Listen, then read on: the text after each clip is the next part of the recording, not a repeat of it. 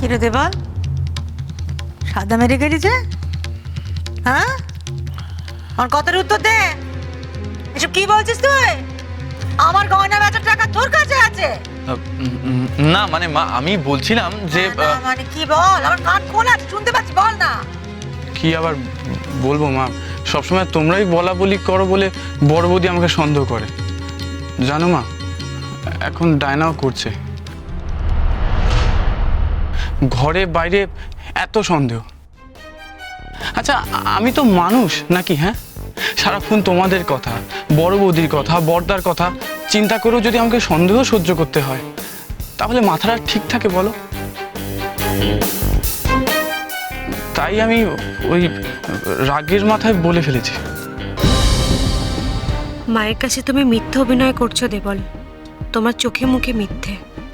মা ঠিক বুঝে যাবেন। তো বানি বানি কথা কইতে শিখেছিস। ও সে তোকে এবার বিশেষ করি কি করে?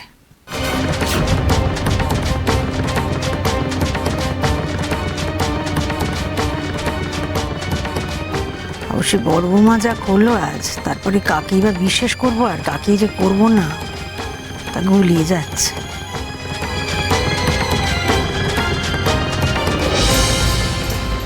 আর তোমাকে বলি ছোট বৌমা, বড় বৌমা তোমার বন্ধু, বন্ধুর কথায় নেচে না স্বামীকে এত অবিশ্বাস করো না।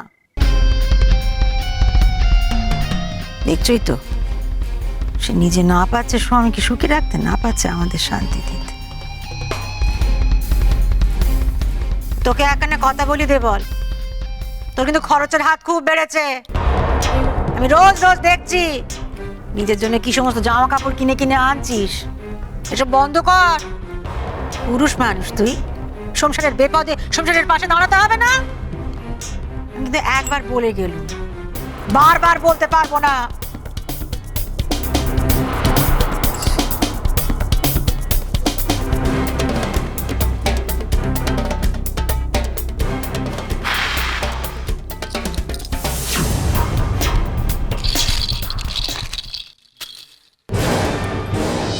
এ নাও, রাজাকে দিয়ে দিও। আরে বাবা, রাত দিন খেটে মাথার ঘাম পায়ে ফেলে যদি নিজের সকালটা পুরো নাই করতে পারি, তাহলে তো বেকার থাকাই ভালো ছিল। আমি হচ্ছে দেবল ঘোষ, আরে একটু ফুটানি না করলে চলে নাকি?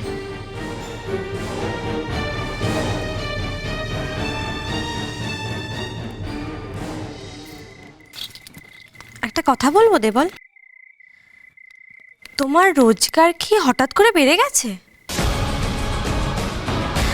না মানে তুমি রোজ রোজ এত নতুন নতুন জামা কাপড় ঘড়ি কিনে আনছো তো, তাই বলছি। কি এত ভাবছো বলো তো?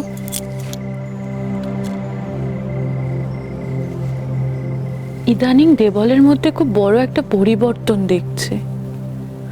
ও রোজ নিজের জন্য দামি জামা কাপড় কিনে আনছে, অথচ ডায়না বা রাজার জন্য কিনছে না। সে কি, দেবলা তো স্বার্থপর হয়ে গেল কি করে? ওটা বরাবরই স্বার্থপর, নিজের ছাড়া আর কারোর কোনো কথা ভাবে না। কিন্তু আমি ভাবছি, ও এত কাঁচা টাকা পেলো কোথা থেকে?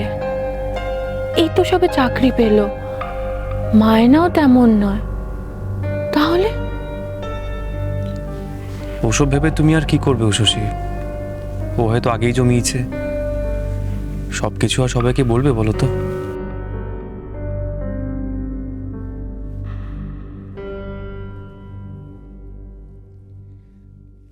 আমি তোমার জন্য কখনো কিচ্ছু আনতে পারি না বলে তোমার খুব অভিমান হয়, তাই না? এ আবার কেমন কথা? অভিমান কেন হবে? তুমি তো তোমার উষসীকে চেনো নিশিত। আমার সবচেয়ে বড় উপহার তুমি আর তোমার ভালোবাসা। আমার আর কিচ্ছু চাই না। যে অবস্থায় আসুক, তুমি আমার পাশে থাকলে আমি সব লড়াই লড়তে পারি।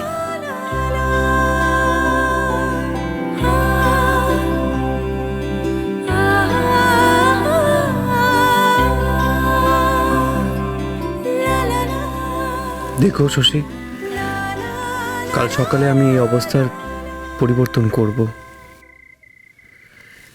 তোমার নিশীথ তোমাকে নিয়ে আবার মাথা উঁচু করে বাঁচবে। তুমি দেখো, সব ঠিক হয়ে যাবে, কেটে যাবে সব অন্ধকার।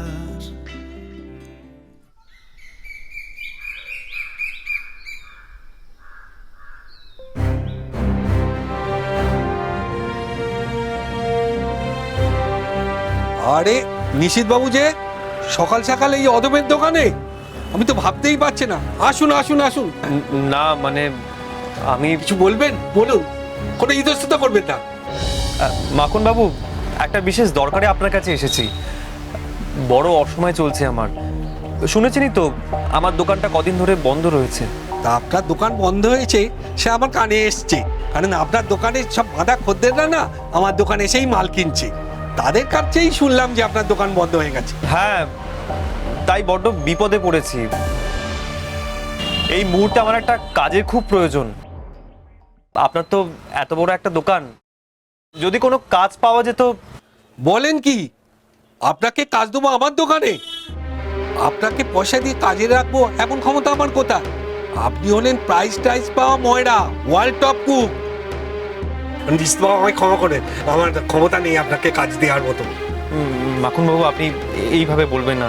দেখুন, কাজটা না পেলে আমি সমস্যায় পড়ে যাব। আপনি আপনার ক্ষমতা অনুযায়ী টাকা দেবেন, আমার কোনো বাড়তি দাবি নেই।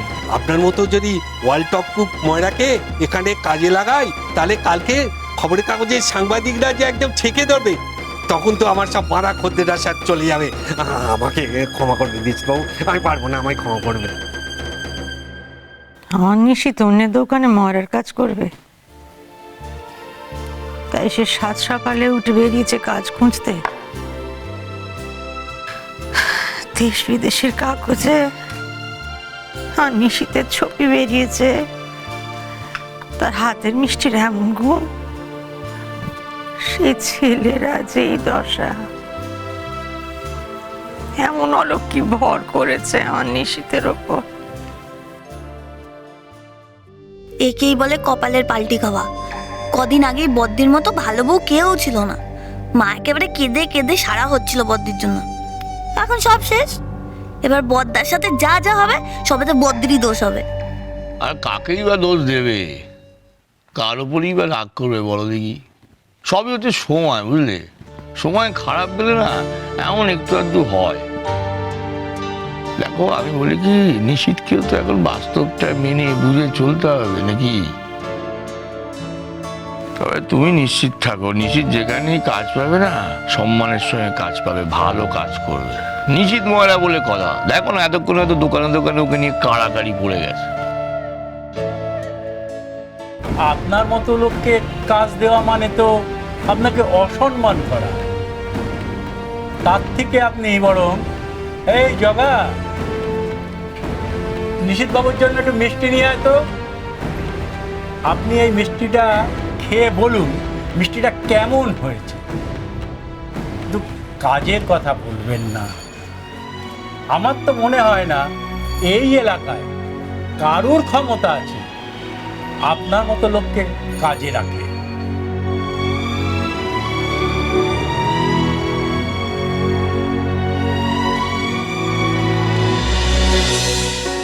এতগুলো দোকান দেখলাম, কেউ কি আমাকে কাজ দেবে না? আমার এত নাম শেষ পর্যন্ত আমার বিরুদ্ধেই যাচ্ছে।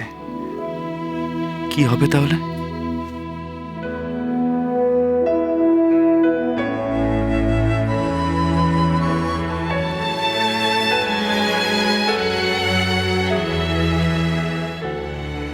আমাকে কাজ দেবার মতন তাহলে কেউ নেই?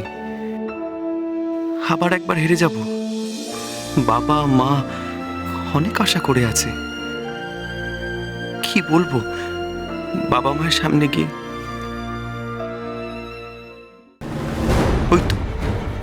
ওই তো একটা দোকান, না দেখি ওই দোকানে একবার যাই, যদি রাজি করাতে পারি।